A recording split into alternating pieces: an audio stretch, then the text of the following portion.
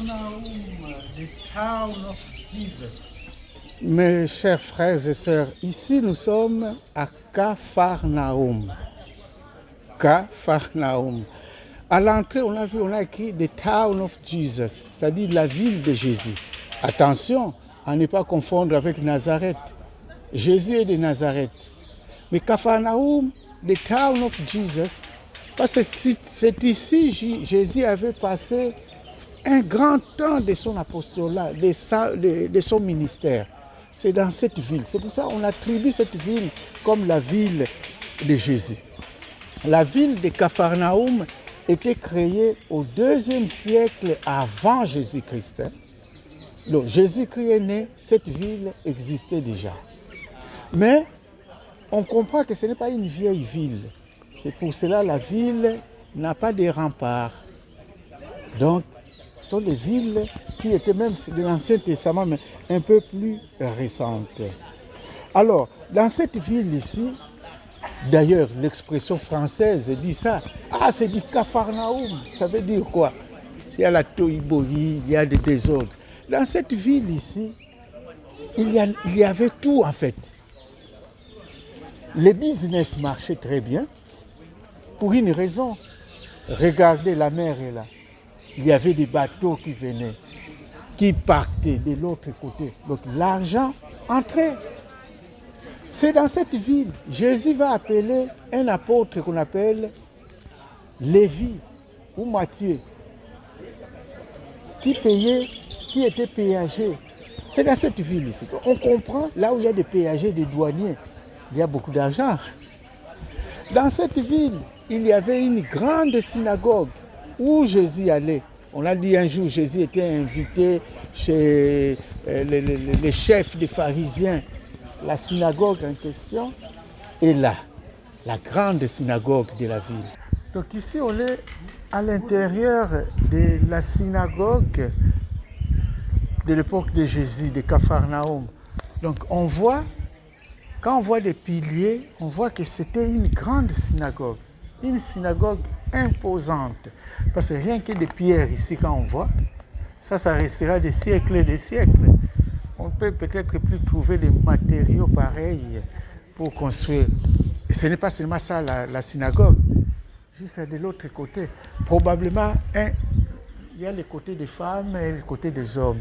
C'était ça la synagogue. Et puis le côté aussi des ablutions. Il faut laver les pieds, il y en avait aussi, donc c'est tout à fait normal.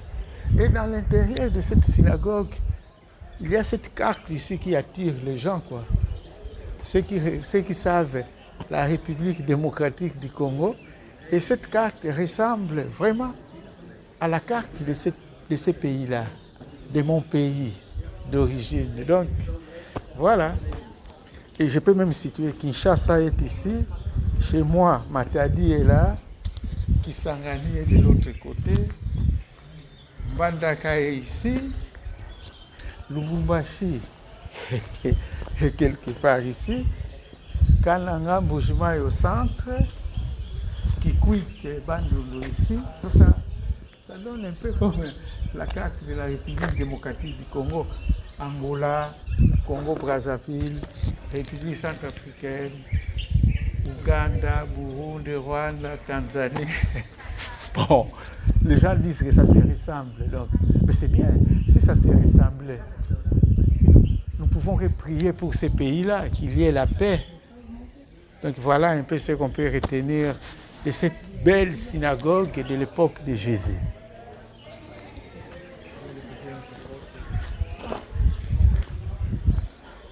Dans cette ville ici, où on dit qu'il y avait la présence des soldats romains, centurions romains, en Israël, je n'ai pas trouvé une personne qui a la foi comme ces centurions romains. C'est ici. Dans cette ville, ici, il y a la route Via Mare, la route qui allait jusqu'en Syrie, qui reliait la Palestine de Jésus jusqu'en Syrie. Donc, on comprend très bien qu'il y avait de l'argent qui circulait dans ces pays. Il y avait des postes douaniers il y avait des travail. Et aussi, pas loin d'ici, à quelques kilomètres, moins de 5 kilomètres, dans 2 kilomètres d'ici, on a le village de Saint-André et Saint-Pierre, Betsaïde. Parce que là aussi, c'est tout près de la mer. Donc, on comprend qu'ici, il y avait toute une tradition, toute une ambiance. Alors, Jésus était ici, donc il évangélisait déjà ici. C'est ici, il partait d'ici. Parfois, il allait rarement chez lui à Nazareth. D'ailleurs, on dit qu'un jour, il est allé à Nazareth. Les gens ne le reconnaissaient pas, on l'a rejeté. Quand Jésus a dit, nul n'est prophète chez lui. Mais il venait d'ici. Il venait chaque fois ici et puis il rentrait chez eux à Nazareth. Alors, on voit aussi que dans cette ville, il y avait les moulins là-bas quelque part. Oh, là où il y a les moulins pour moudre les blés, les gens venaient de partout. Donc, Capharnaüm reste la ville de Jésus, en fait. Il avait son ADN ici. C'est ici qu'il connaissait des gens. Il y avait des amis. C'est aussi dans cette ville. Un jour, il était chez Simon. Une dame est venue qui pleurait dans ses pieds, qui nettoyait ses cheveux, non, ses pieds, ses larmes avec ses cheveux. C'est aussi ici. Donc, on comprend. Il y avait le vieux métier du monde qu'on appelle la prostitution. C'est clair. Il y a l'argent, les prostituées faisaient leur argent, mais Jésus faisait sa mission ici. Alors, le lac est là, la synagogue est ici à côté, la ville, l'ancienne ville est là. Donc, on comprend, cette ville ici n'a pas été une ville fictive, mais c'est une ville réelle. Vraiment réelle, ça existait. Donc, on est sur les traces de Jésus. Et maintenant, nous allons parcourir, voir des vestiges qui sont restés de l'époque de Jésus. La synagogue, nous avons que des ruines là. La ville, aussi des ruines. Mais attention, la mer, ce n'est pas des ruines. La mer est toujours là, comme à l'époque de Jésus.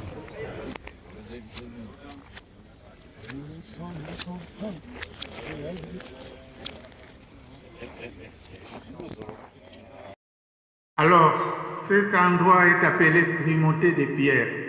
Pourquoi? Parce que lors de la résurrection de Jésus, il a dit, on se rencontre en Galilée. Nous sommes encore ici en Galilée. Il dit à Pierre, m'aimes-tu? Oui, tu sais bien que je t'aime. Deuxième fois, Pierre, m'aimes-tu? Très bien que je t'aime. Deuxième fois, Pierre, m'aimes-tu? Pierre s'est attristé. Seigneur, tu sais très bien que je t'aime. Paie mes brebis. Prends bien soin de mes brebis. C'est pour cela qu'on a la primauté de Pierre. Alors, quand ils ont péché, lors de cette résurrection, là, ils ont 153 poissons. On a découvert un endroit où ils devaient partager ces poissons. Alors, cet endroit est considéré comme l'endroit où ils devaient partager ces poissons-là. Alors, cette pierre est retenue comme la place où Jésus avait partagé le repas avec ses disciples. C'est pour ça qu'on appelle cet emplacement Mensa Christi, la table de Christ. Donc Jésus venait souvent ici avec ses apôtres et habitait ici aux alentours parce que sa ville de Capharnaüm n'est pas loin. Donc c'était son lieu familier.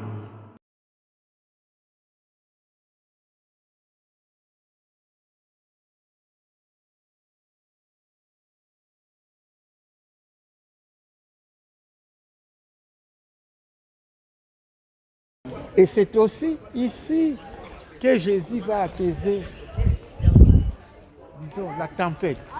Et qu'on comprend, on est au cœur de la vie de Jésus. Donc voilà, chers amis, ce qu'on peut comprendre et retenir de cette ville de Capharnaüm.